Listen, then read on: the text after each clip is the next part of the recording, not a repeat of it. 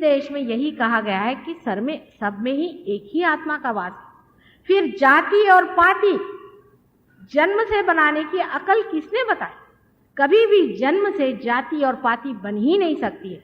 किसी ने मुझसे ये कहा कि गीता में लिखा, मैंने कहा भाई मैंने कभी गीता तो पढ़ी नहीं, मेरे पास टाइम कहाँ कुछ पढ़ने को। लेकिन व्यास जिन्होंने लिखा है, क्या वो ब्राह्मण थे? उनकी माँ कौन थी? वो कैसे पैदा हुए थे? आप सब लोग जानते हैं। क्या वो ऐसा लिख सकते हैं? ऐसा अगर वो लिखते हैं तो वो स्वयं ही जब ब्राह्मण नहीं थे तो वो ऐसा कैसा लिखे? ये भी आपके दोनों चक्रों की पकड़ है।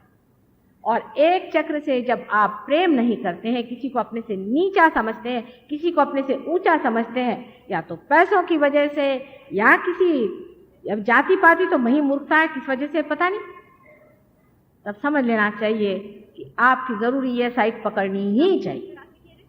ये बैलेंसेस है भगवान के। लेकिन इसमें डॉक्टर साहब इतना ही कहेंगे कि भाई ये तो इनक्यूरेबल है, आप सफर करिए, आप चीनी खाना छोड़ दीजिए, किसी तरह से आप बस डाइट पे रहिए और कोई इसका इलाज। ठीक है, वो क्या जाने कट्टरता क्या। दूसरी चीज, बुद्ध के जो लोग हैं उनको सूर्य के जैसे तेजस्वी, सूर्य की इतनी महान शक्ति है कि जिस पेड़ पर पड़ जाती है वहीं उस पर हरियाली छा जाती है। हम लोग जीवित नहीं रह सकते सूर्य की शक्ति के बगैर। क्या बुद्ध के लोग ऐसे ही हैं?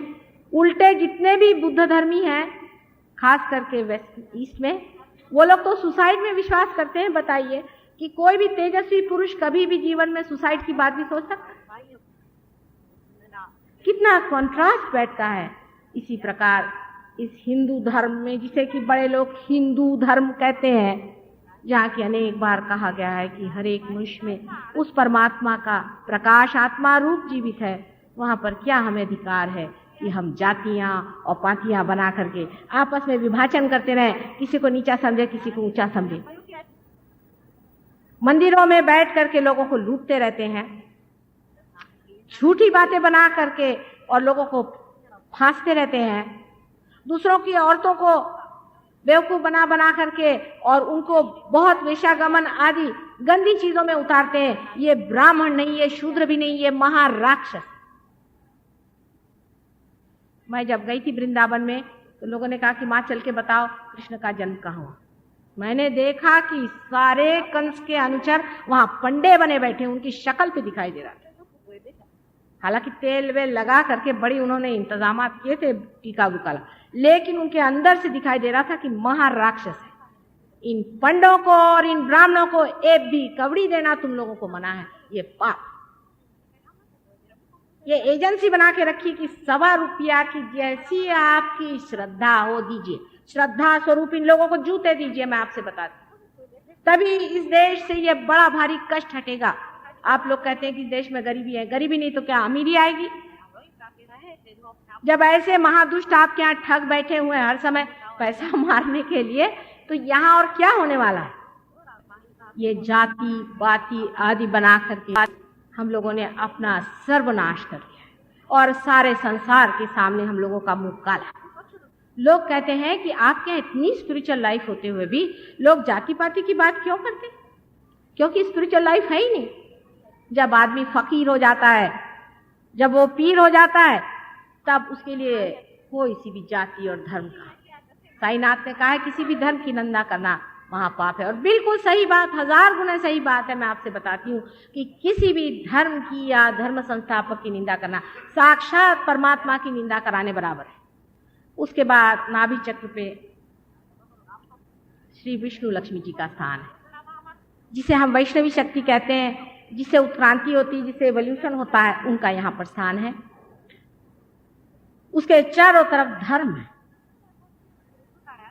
धारयति सा धर्मा, जिसने धारणा की है, जिसके कारण हमारी मनुष्य के रूप में धारणा हुई है, वो धर्म है। जैसे सोने का धर्म है कि ये पीला होता है लेकिन ये खराब नहीं होता, अनटार्निशेबल है, सोने का धर्म है। ऐसे मनुष्य के भी 10 मुख्य धर्म है जो उसके पेट में है। लोग मुझसे कहते हैं कि माँ आप शराब को क्यों मना करती हैं? मैं शराब तो छोड़िए, मैं अगर एक बूंद भी पी लो तो इतना इतना खून मेरे पेट से निकल आएगा। मैं थोड़ी कुछ कहती, मेरा पेट ऐसा। मैं अगर किसी नग्न स्त्री को कहीं देख लूं और उनका नृत्य देख लूं तो मेरे पेट में से ऐसी दर्द शुरू हो जाएगी और उल्टियों के मारे हालत खराब। किसी भी अधर्म का मतलब है आपके पेट में ही गड़बड़ है। ये 10 धर्म आपके पेट के अंदर हैं और ये 10 गुरु बन के हमारे संसार में अवतरित हुए।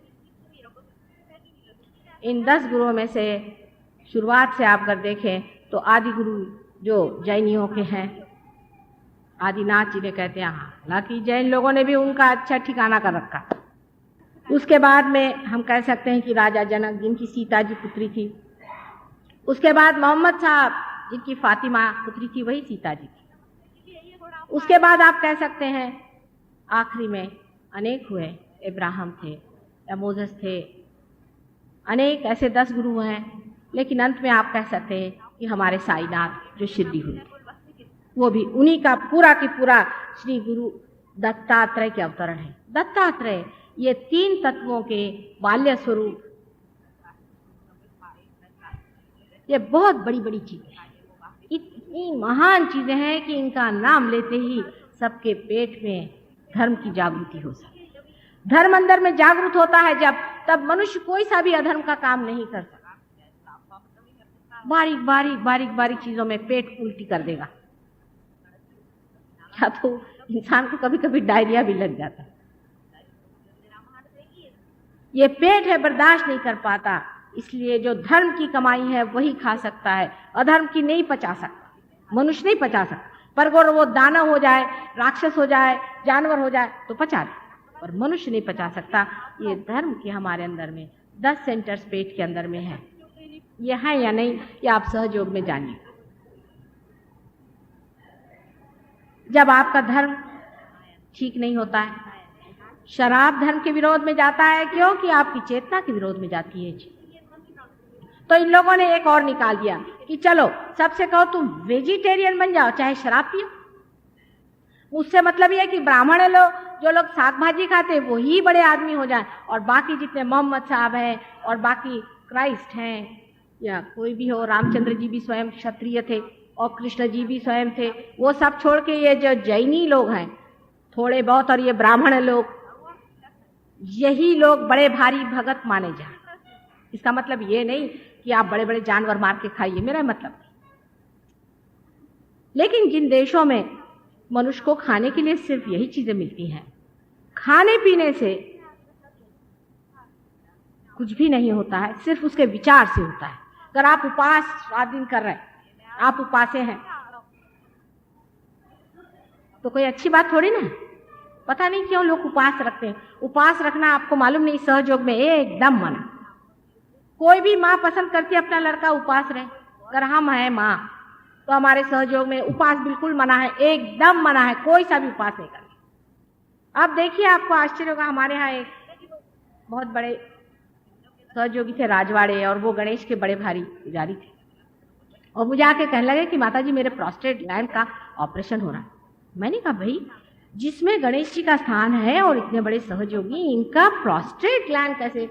मेरे कुछ विश्वास नहीं हुआ। मैं कहा अच्छा देखती हूँ मैं।